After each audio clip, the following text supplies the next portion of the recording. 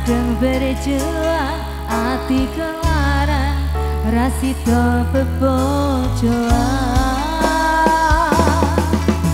satuan ketelu satuan muamu cari wong tuamu di Bapak Sumirno ketemu abot sanggane wong tua ora maringke kok kaya ngene lara sing tak rasake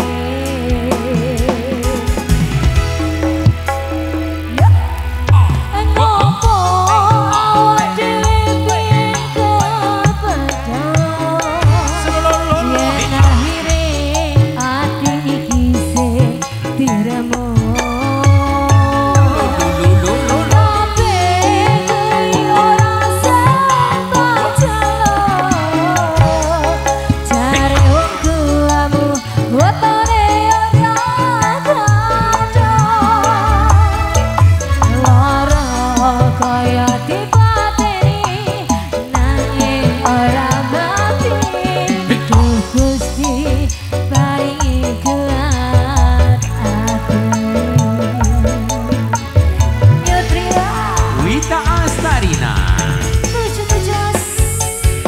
Satu kebang kalawaton spesial buatnya Sinom. Wah. Selamat bertugas dan bersemangat ya Mas ya. Ya iya dong. Goyangi piye Nduk Wita? Ndak boleh ya Mas ya. Alah.